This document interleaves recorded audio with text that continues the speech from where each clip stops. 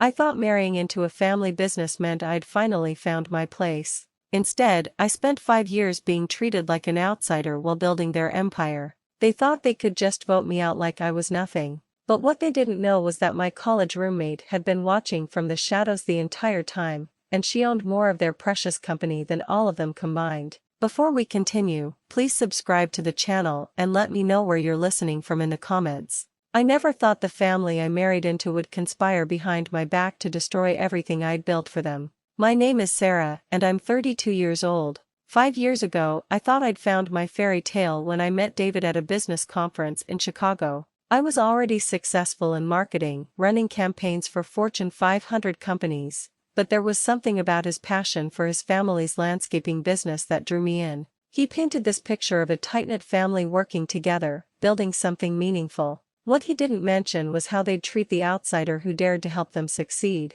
I still remember the first time Emma, my college roommate, warned me about rushing into marriage. We were having coffee at our favorite spot near campus, and she looked at me with those concerned eyes I'd grown to trust over 4 years of friendship. "Sarah, just promise me you'll be careful," she said, stirring her latte slowly. "I know you want to belong somewhere, but make sure they deserve you." Emma had always been the practical one between us. While I was the dreamer, always seeing the best in people, she had this uncanny ability to read situations. I should have listened more carefully, but I was drunk on love and the promise of belonging to something bigger than myself.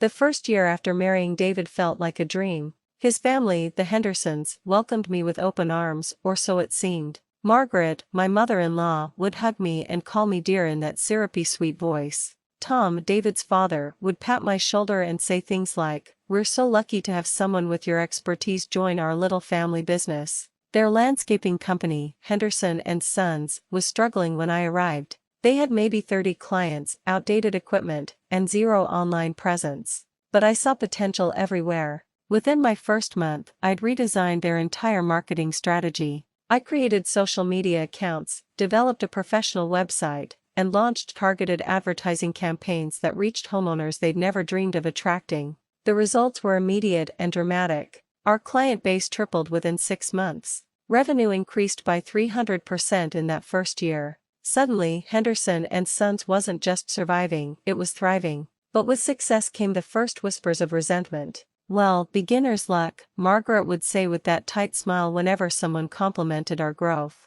"Let's see if she can keep it up." Jake and Mike, David's brothers, started making little comments too. "Easy to spend money on fancy advertising when it's not yours," Jake muttered during one family dinner. When I tried to explain the return on investment, Mike just laughed and said, "Look at her, thinking she knows better than people who've been doing this for 20 years. I brushed it off. I made excuses. "They're just adjusting," I told myself. Change is hard for everyone. By the second year, the comments became more pointed. Tom started assigning me what I can only describe as busy work, organizing files, answering phones, updating inventory lists, while giving Jake and Mike real responsibilities like client meetings and project oversight. The irony wasn't lost on me that I was being sidelined from the very areas where I'd proven most valuable. "Maybe you should focus on the behind-the-scenes work," Tom suggested during one particularly frustrating meeting. "Let the boys handle the face-to-face stuff. Clients like dealing with men in this industry." When I brought this up to David, he just shrugged. "Dad's old school, honey. He'll come around. You just need to prove yourself a little more." Prove myself more. I'd already transformed their failing business into a success story, but apparently, that wasn't enough. The third year brought new humiliations. My marketing strategies were implemented,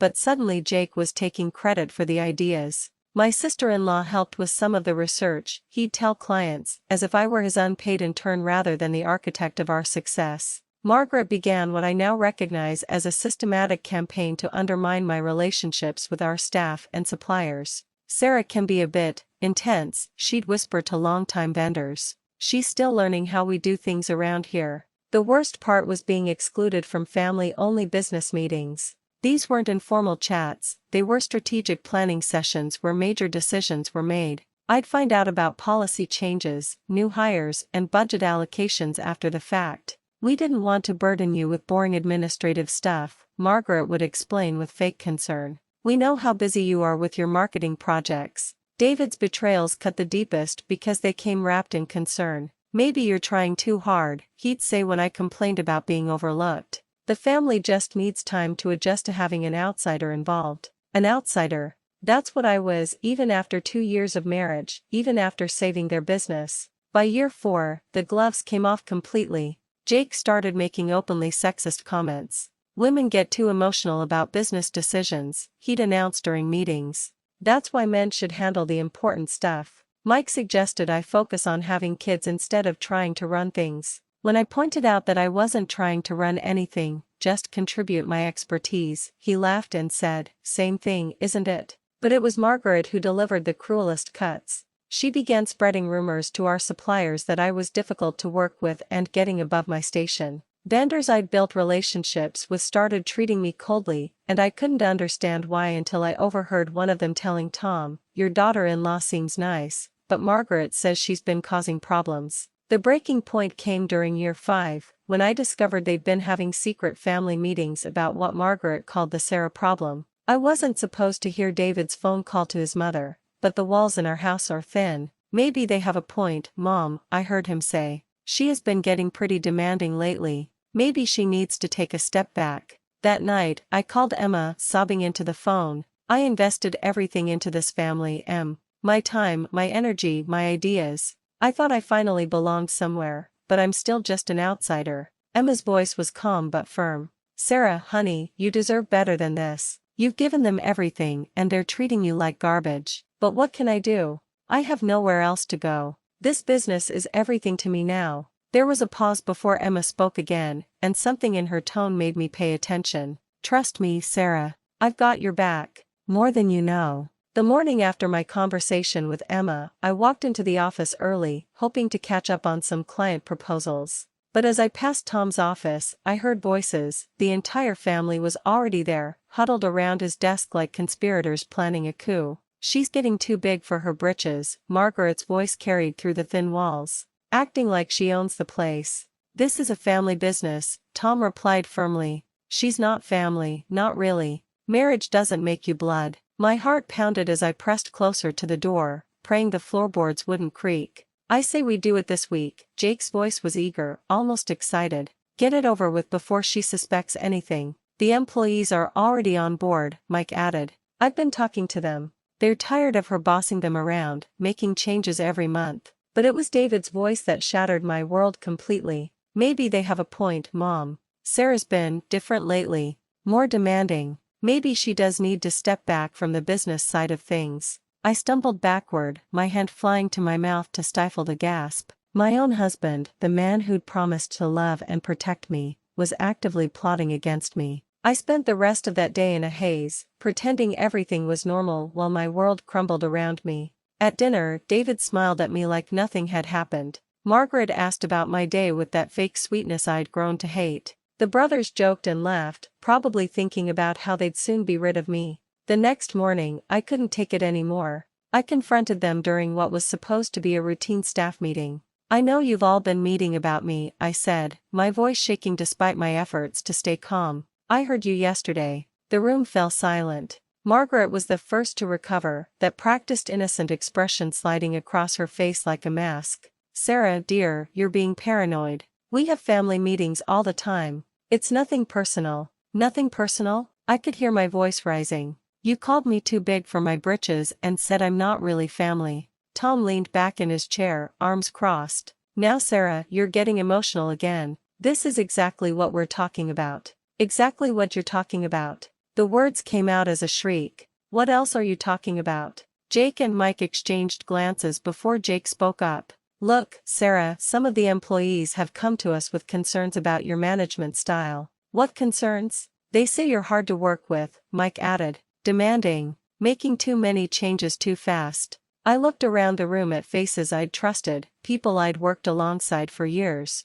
"Which employees?" "Name one." "We can't betray their confidence," Margaret said smoothly. "But several people have expressed that you might be overwhelmed. Maybe you need a break from the stress." The gaslighting was so smooth, so coordinated, that for a moment I almost believed them. Had I been too demanding? Was I really the problem? But then I remembered the numbers, the 300% revenue increase, the satisfied clients, the growing reputation we'd built. I wasn't imagining my contributions. This is about control, isn't it? I said quietly. You can't stand that an outsider saved your business. Tom's mask finally slipped. This company was built by Henderson men, and it'll be run by Henderson men. That's how it's always been, and that's how it'll stay. The room erupted in arguments, but Tom silenced everyone with a raised hand. That's enough. I'm calling an emergency board meeting for tomorrow morning at 10 a.m. We'll settle this once and for all. My blood ran cold. A board meeting? To discuss company leadership, Tom said with finality.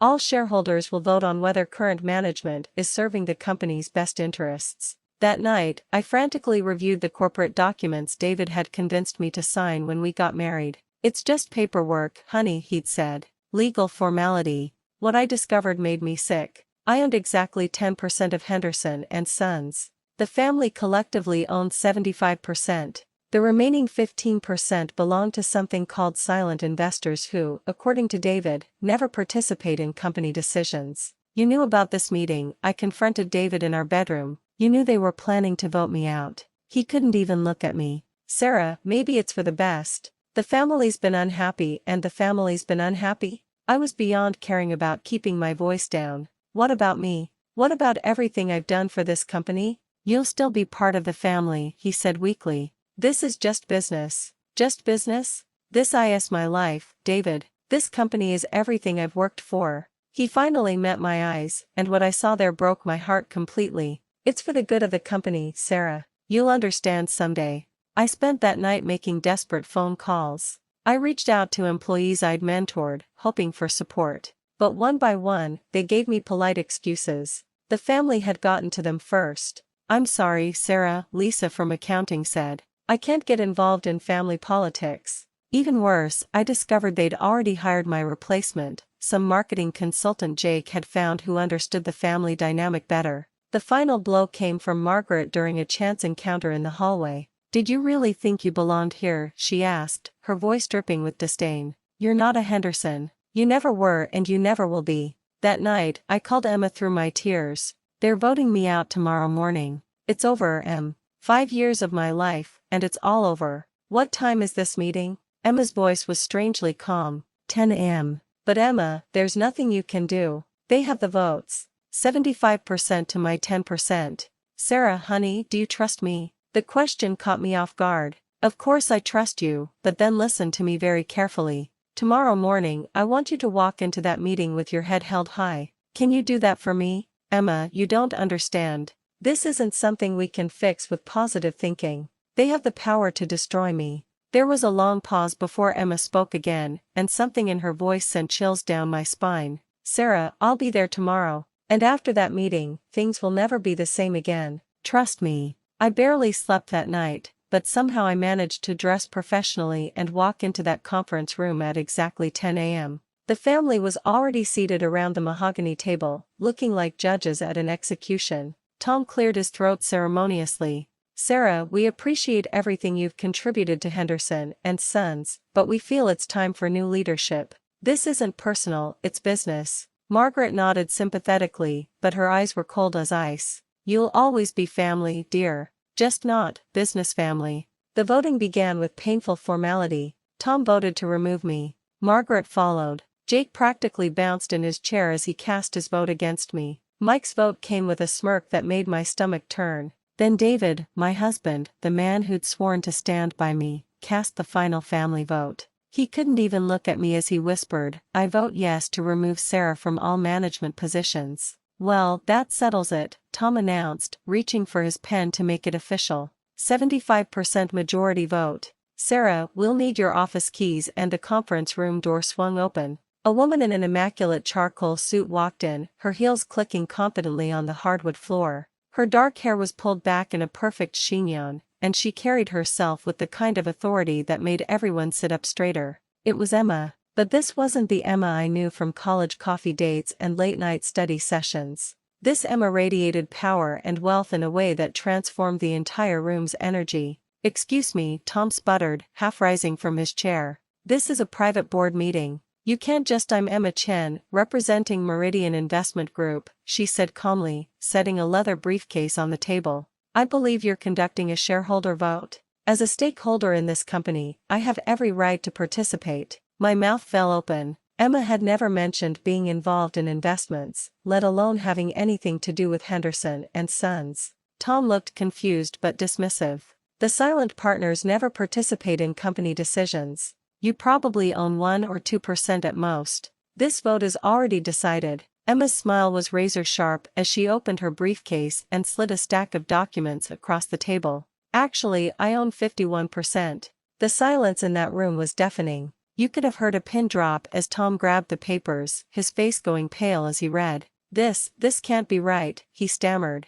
Oh, it's very right, Emma said, taking the empty chair at the head of the table like she owned it, which, apparently, she did. I've been the majority shareholder of Henderson and Sons for 5 years now. Jake found his voice first. That's impossible. We would have known. Emma turned to me with a gentle smile that was nothing like the corporate mask she'd been wearing. Sarah told me about this amazing family business that just needed some capital to reach its potential. So I invested, anonymously through my investment firm. My brain was struggling to process what I was hearing. Emma, you never told me you had that kind of money. You never asked, she said simply. And you were so excited about building something with David's family. I didn't want to interfere, I just wanted to make sure you had the resources to succeed. Margaret's voice was shrill with panic. You can't just waltz in here. And actually I can, Emma interrupted, her tone turning arctic. I've been monitoring this company's performance very closely. And I've been watching how you've treated my best friend. She opened another folder and spread financial reports across the table. Under Sarah's influence, Henderson and Sons experienced 300% revenue growth and 200% profit increase. Client satisfaction scores reached all-time highs. Your reputation in the industry went from struggling local company to innovative market leader. Tom tried to interrupt, but Emma held up a hand. However, she continued, I've also been watching internal dynamics. Declining employee morale, key clients expressing concerns about inconsistent leadership, and most importantly, the systematic marginalization of your most valuable asset, Sarah. She stood up, commanding the room with her presence. As majority shareholder, I'm calling for immediate leadership changes. I vote to remove Thomas Henderson, Margaret Henderson, Jake Henderson, and Mike Henderson from all management positions, effective immediately. You can't do that, Jake shouted, jumping to his feet. I own 51% of this company, Emma replied coolly.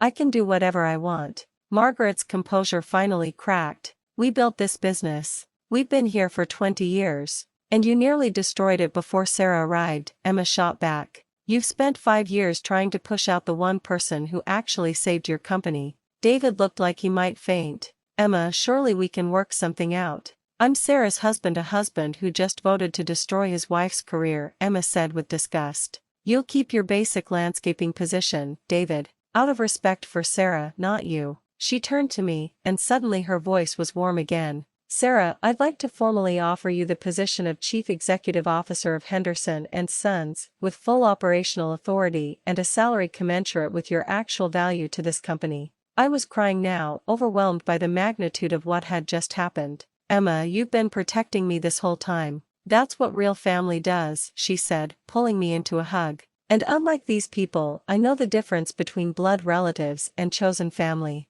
Security arrived 20 minutes later to escort the former Henderson management out of their own building. Margaret was still shrieking about lawsuits and injustice as they packed their personal belongings. As I watched the family who had tormented me for 5 years carry cardboard boxes to their cars, I felt something I hadn't experienced in years: peace. So what now? I asked Emma as we stood in what was now my office. Now we build the company you always dreamed of, she said with a grin. Together. Sometimes the family that chooses you is worth more than the family that betrays you. And sometimes having someone who truly believes in you changes everything. Thank you for listening. Don't forget to subscribe and feel free to share your story or opinions in the comments.